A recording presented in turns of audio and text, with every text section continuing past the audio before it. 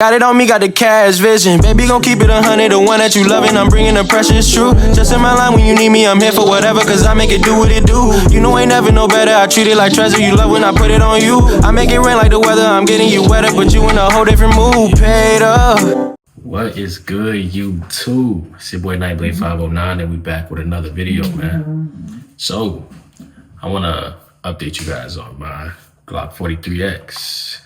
Today, I decided to go out and we are clear, but the mag is loaded. I decided to go out, as you can see, and get some Shield Arms Gen 3 mags. Now, I'm not carrying them yet because I just got them today, but I plan on running tests on these. It's only like fully loaded right now because I was trying to see if it'll drop freely with the new mag catch and all of that with rounds in it, because it was dropping freely without rounds in. But you know, when you put rounds inside of a magazine, it kind of tends to do something different from time to time, at least with the regular Glock mags. That's the case. What the hell is my dog doing back there? I know y'all hear that. But anyway, I plan on getting another S15 mag and seeing if they run reliably out of this.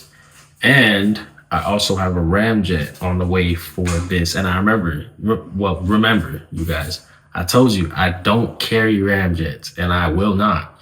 This is now retired to once in a blue moon carry. Like once in a random ass blue moon, I'll probably pick this up and carry this. It's gonna be down for a little minute. Like, I'm not gonna carry it for a good minute because I'm gonna have to get a new holster now since I'm getting a Ramjet. And I'm also gonna have to be testing these out now. I could run the stock Glock mags, but then I have to switch out that mag catch. I already switched it, did the conversion. But I definitely want to run these and see if they're reliable. I'm gonna let you guys know if I have any hiccups. I hope I don't. And if I don't, I'm probably gonna run, like, just to be on the safe side, I'm gonna try to run close to 1,000 through these. And if I don't get no failures, that'd be a miracle. If I do get failures, as long as it's like maybe 1 out of 1,000, then all right. Because even Glock mags could do that. Glock mags aren't perfect. They do run reliably most of the time, and as they should. They're Glock mags. But you know, I just want to see. I want to see if this is a decent option.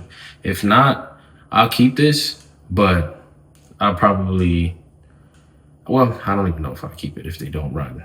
I don't know what I'll do with them. I already bought them. So it's just like, yeah, I guess it's just an option. It's something I have for my Glock now. But I definitely want to test it, see if it's reliable. As of right now, I'm going to be carrying my CZ. You know, you got to have a backup. I'm not really going to mess with this too much because this is a carry gun. So this thing is fully loaded, ready to go. So I'm not going to really mess with it. This stays in the holster. But yeah, I'm running that right now. And it's a pretty big gun. So, you know, that kind of changes everything. I'm used to just grabbing this with whatever I got on and going. But since I'm carrying something a little bit bigger now, I got to be more mindful, you know. And we in the crib. That's why this will always stay loaded, by the way. This is like my at-home gun too. So, and you always need something loaded in the crib. You don't want to be in the bath, even in the bathroom. You know what I'm saying? You don't want to be in the bathroom and get caught lacking with your pants down.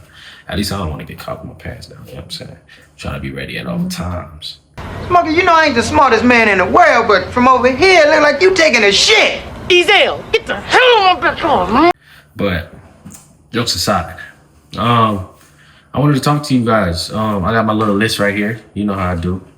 But yeah, I wanted to talk to you guys about how pretty much getting into guns changed my viewpoint of life, period. Like, I watch a lot of videos. Shout out Active Self-Protection. I watch a lot of videos like that. And being in the 2A world kind of makes me view everything differently. Like, even how I'm moving around. Like, if I go to a gas station, I'm always looking around. I've been doing that, but now it's just like a more so, you know, I'm making sure that my surroundings are straight, especially if I'm with my girl. You know what I'm saying? Like, I always want to make sure everything is, I'm always on point. Even dealing with people on a day-to-day. Like, I never want to get into conflicts. I've always been that type of person that avoids it at all costs if I can, especially. I'm not a hot-headed type of dude. And I feel like that's also something you need to work on if you're going to be getting into guns, your mental fitness. You got to be the type of person that doesn't go towards a conflict. Like, you shouldn't be looking for smoke. You know what I'm saying? Like, you should be really staying to yourself, minding your business when it comes to that type of thing. Like, if you see something happening from a distance, like if I'm in an area and I see a fight break out, I'm not gonna stick around. Like, I'm not trying to be involved with nothing. Like, I'm really out the way. You know what I'm saying? I avoid conflict at all costs if I can. You know, and if I do get into a conflict, like if you get into conflicts as an adult in an adult world, I feel like it got to be something serious to where you're ready to die about it. Like, it's like your family, like, you know, somebody gonna get hurt or something like that, then okay. But other than that, I don't see a reason to risk your freedom and all of that for something stupid. Training is also another thing that I always think about. Like, now that I carry, I always think about training. That's like one of the most important things. Because if you get into a situation and your heart racing, there's certain things you're not gonna really think to do. You're only gonna fall to what you've been, you know, learning and stuff like that, what you've been training to do. Like, if you haven't been really training with a purpose, you just go to the range and you just BS around, you're not really gonna get the skills that you're gonna need to really defend yourself in a situation. That's another reason why I say training is like one of the most important things you can do. Even if you can't get out to the range, dry fire something, yo. Because I'm telling you, like, I've been through certain things that makes me realize when you think of a scenario before the scenario happens, your brain tends to have an answer to it, even when you're not realizing that you're doing it. Like, you instinctively do it. Instinctively do it. That's the word. Hell yeah. But so I got into a car accident, right? And this car accident was not my fault. I was driving to work and a lady ran a red light. She hit me. Mind you, this was probably one of the scariest moments of my life. I imagine you driving and then, like, I'm thinking, you know, I'm going to work, got my little work clothes on and I'm thinking everything cool. I wake up in the hospital, bro. I thought at first, like, damn, am I in heaven or something? Like, what the hell happened? While I'm laying down, I was just in the car driving. But I look up, all I see is a nurse, like, in my face. And I'm like, yo, where am I? And then she's like, oh, okay, you're starting to seem like you're getting back to, like, you're starting to seem normal. I'm like, seem normal? What the hell is she talking about? You know what I'm saying? I was shook. And, like, throughout that whole experience, I was just like, yo, what the heck is happening? Like, just imagine. Like, you guys would probably be, well, I don't know what you would be, but I was terrified in that situation. I was like, yo, what the hell's going on? I ended up calling my mom, telling her, yo, I'm in the hospital. I asked the lady before she left, I said, hey, why am I here? What happened? She said, you got into a car crash. I was like, dang, I already know my car totaled. And my mom was like, yo, you worried about the car instead of yourself? But I'm like, yo, I am lucky to be here. I ain't gonna lie, especially after that experience. But I was talking to my mom and she told me, like, yeah, you called me right after you crashed your car. Mind you, I don't remember none of this. It's like my brain was already in autopilot. I was doing, like, I already ran a scenario in my head as to what I would do if I did get into a bad car crash. Like, I did exactly that. Got out of the car, called my OG. I told my mom, hey, I just got into a car accident, this and that. I told her where I was at. Called the police afterwards, checked on the people, came back to my car. Mind you, this is my brain in autopilot, guys. I don't remember none of that. And to this day, I don't remember how that accident went through, like how that accident happened. I even got banged up from it. Like, my hands is all scratched up. I got scars and all type of stuff. Car was crazy. And I love that car. I just put rims on it and everything. Just paid it off a month ago. But life gonna be life. You know what I'm saying? And which goes to show, always be prepared, Joe. Always have in mind what you're gonna do for certain situations, especially when it comes to this right here. You wanna be prepared for anything because it's a life or death type of thing. If you're gonna be using it, that means you fear for your life. That's another thing I thought about. Damn, I should keep a med kit. Y'all should be thinking about that too. Because if any situation happens, if you even see somebody out and they're hurt, you want to be prepared. You know what I'm saying? There was a story that if you guys are in the 2A world, you probably already know this story about the guy that went to a party and then somebody there started shooting up the party and the guy got hit in the face. And then I think he lost an eye from that incident. And he was down, and he said literally he got up, and his body was just doing what he was pretty much training to do.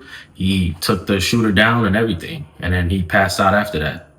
I'm telling you guys, training is important, because like that's probably something he been thought of. Like, okay, he probably ran himself through all type of scenarios. If he got into a shooting to where they were shooting everybody and stuff like that, what would he do?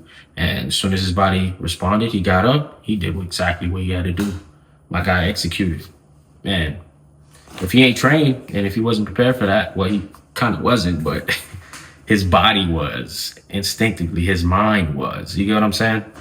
But yeah, and that also taught me something else. Carrying also taught me to be careful who you have around you. If you have friends that are into all type of crap and it brings a certain type of element into your life that wouldn't have been there if the friend wasn't around. Had to make sure my dog wasn't eating something. But yeah, like they're into all type of violent stuff, like they do violent crimes or they robbing people or something like that. You don't want to be involved in that type of thing. Trust me. And that type of stuff makes me think back to when I was young, and my mom never wanted me to hang around certain people or bring friends to the house at a certain age. And it's because I wasn't really old enough to really have great judgment based on who I was dealing with. Like, I'm gonna have friends, you hear, oh, he just did this, that, and the third. And you're like, oh my God, that's crazy. But you never think of how it could affect your life. Because in your brain, like in my brain as a youngin', I was just like, I'm not the one doing this, so it shouldn't really affect me. That's none of my business. He's my friend, you know, I could bring him around. But no, you gotta be careful who you bring around. If he's doing this, that, and the third, he can come to your house and see a come up. He could try to rob you. Might have to drop a dime on them niggas. For sure. You know what I'm saying? You gotta stop it. I don't like that shit. For sure, bro. I don't like that shit. And think of yourself as the father. You there, you carry, you chilling in your house late night, some young big head little kid pull up and tries to break into your crib. You just hear your window get broken into and he climbing into your bathroom window or some crazy crap. Now you dealing with some freaking young kid trying to rob your house. And mind you, like I said, you carry, you never know what type of situation you could be in. That's why you tell your kid, listen, don't be bringing friends around until you get to a certain age to where I know I can trust you. Or if you see a certain maturity in your kid, you can be like, okay, he's mature enough to, you know, have good judgment based on who he hangs out with. You don't want to hang out with people that's affiliated with certain things, man, because trouble will come your way too. That's one thing I learned. And if you're carrying, that's something you should take into consideration too. Like me, I don't got no kids, but that's something I would definitely like teach them. I'm glad that I got taught that. I learned at a very young age who to keep at a distance and who I could have around me based on that. Because Lord knows, I don't want nothing coming to my house messing up what I got going on. You know what I'm saying? These young people nowadays, bro, they be wow.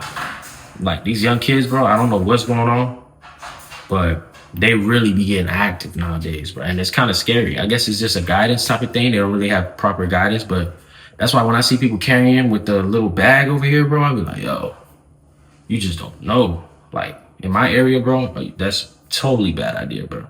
Because when I see somebody with that crap, I automatically assume you got something on you. You know what I'm saying? And you don't want to be at the gas station getting gas. You know what I'm saying? You doing what you do at the cashier or whatever. And some young dude pull up with 3 of his homies and he like, yo, what you got in that bag? Don't move. I'll blow your goddamn head smooth off. You turn around, you see all 3 of them, now what? Stupid ass shit, kept that bag somewhere else. Should have been appendix carried. That's why I don't really got like too much faith in those bags, bro. There's certain purposes, it serves a purpose. You know what I'm saying? I do armed security, so if it's like a secondary pistol type of situation, cool, you know? You're already in that environment, you already have a gun out, you know what I'm saying? Like, I don't see nothing wrong with having a little secondary pistol pouch. That's cool. You know, just in case somebody gets to your main gun, you have a little backup. Or me, I have a dog. I walk my dog late night sometimes. Sometimes I don't feel like getting up at 5 a.m. and putting on a shirt, putting on my belt, putting on all that. If I had a bag, I just real quick, you know what I'm saying? Get it. I go. But I'm not around a bunch of people. I don't gotta worry about people spotting me and seeing me. It's like, cause it's late night, I ain't really tripping. I ain't worried about that. And if it's daytime, then okay, I appendix, you know, do my thing. But if it's late night, I can have my little bag because I ain't really worried about nobody running up on me like that. And of course, got my head on the swivel. It's late night and I'm walking out with my dog. You know what I'm saying? But I don't see the bag as a smart option, in my opinion. Everybody swears by those bags. Like I said, they serve a purpose. If you have the right purpose, then okay. But that element of surprise, people say, oh, they don't care about the element of surprise, blah, blah, blah. It's just, it ain't worth it for me, bro. These young dudes will do whatever it takes sometimes to get what you got. And another point, I walk my dog at night. There's this stigma around putting lights on your EDC. A lot of people say, oh, you don't need them. You just have a handheld light, whatever. In my opinion, I'm gonna use a light, bro. I'm gonna have a light on my EDC. That's just me. I can't tell everybody what to do. I like the light for many reasons. It looks good for one. It adds a little bit of weight on the front of that gun. You know, recoil mitigation and all that. If you don't have night sights, a light is a perfect option because it brightens up the area and you could clearly have a nice silhouette of your sights or whatever, of your iron sights. You can target acquisition. You can aim better if you don't have any ambient lighting in the area. Say you're in an area where there's no light pole or whatever the case may be, you have light. Light serves a purpose. I don't see why not have it on your EDC. Well, unless you can't afford it, because these lights are freaking expensive. Trust me, I know. Everything in the gun world is pretty expensive. But I think lights is another thing that you should consider having on your EDC. I ain't gonna lie. And yo, just have other options. Me carrying also pretty much made me think about what can I do to not have to use the gun. Thought about pepper spray, thought about taser. Taser's a little iffy, but pepper spray for sure. I'm gonna definitely go grab one of those. It's not just for women, guys. If you gotta get somebody up off you real quick, you don't wanna hurt nobody for real, trust me, pepper spray may work. It'll work 99.9% of the time, I think. I don't know. There might be some people out there that you do it and it's like you sprayed them with some mayonnaise. If that happens, bro, you got some bigger problems, bro. I say, why did you piss this guy off? Why? Hey, man. But pepper spray to me is a good option. I would say do that. It's less lethal. You don't gotta, you know what I'm saying, worry about hurting somebody for real. So pepper spray is something I'm gonna consider. And you gotta learn how to use your hands, you guys. You gotta learn how to use your hands. Like I said, avoid all conflict. But if you gotta do what you gotta do, you wanna know how to do it when you get there. You know what I'm saying? I was just thinking of this Coleon Noir video that just popped up. And the army guy that was talking about, if you're shooting more than 20 rounds at the range, you're wasting your time. If you're shooting past 25 yards or something like that, you're wasting your time. Learn to shoot from all type of distances, bro. All type, because you never know when you're gonna need it. You really never know. Like I put in the comments under one video, like, bro, you could be fat your whole life and live a normal life, right? Well, health might not be the best, but you'll live and you can do most things that normal people could do. But in a situation to where you got to get up out of something real quick, you got to run for a distance in order to get to safety, you gonna wish you was in shape. In my opinion, stay prepared at all times. It don't matter. I don't care about that whole, most gunfights are within 9 to 10 feet. Bro, learn how to shoot from all type of distances, in my opinion, because you want to have all the tools in your toolbox. You know what I'm saying? Defend yourself from all distances, bro. That's just me, in my opinion. I train for all distances, even with a pistol or not. You know what I'm saying? I don't care. Train. Learn every skill you possibly can with the handgun, bro. But yeah, man, that's pretty much little things that I was thinking about throughout the week. Just wanted to get on here and talk to you guys about it. But anyway, happy holidays, you guys. Hope y'all checked out the last video. Hope y'all checking out the shorts, because I will be posting more in the shorts, like I said. And I can't wait to go on this journey with you guys and see, so y'all can see my builds grow and builds change and all that stuff. It's gonna be pretty fun, y'all. Thank you all for watching. Whoever stayed this long, thank you. I really do appreciate you. I'm trying to crank out more videos for y'all, have good content. And I'm gonna review that Ramjet on this 43X. And I'm gonna show y'all my main carry piece later in another video. I'm gonna show y'all what I got going on. You know what I'm saying? I got a little something on the side. I ain't gonna say too much. And as y'all know, I got my birthday gift coming up. My birthday is December 24th. I got my little birthday gift coming up, and it's gonna be a 2011. I already told y'all, and I'm very excited for that. I can't wait to show y'all that. But anyway, like I said, if you stuck around, thank you. I really do appreciate y'all. Thank y'all for commenting. Anybody who comments, I really appreciate you guys. It's really encouraging, because, you know, I just started this and I didn't think I'd get as much engagement as I do now. That's why I try to make everything more quality. I heard somebody saying that the camera was shaking. I stopped that from happening. But anyway, I thank you guys. If there's anything y'all see in my shooting videos that y'all think I can get better at, let me know. I'm excited, like I said, to go on this journey. And when I do sign up for competitions, I'm gonna definitely let y'all know. I'm gonna have a bunch of videos on that. I'm gonna have my little Ray-Ban Metas on. I'm gonna get the other ones that's clear so I can see, so I can do my thing. I'm excited, like I said. Shout out to y'all, man. Nightblade 509, and I'm out.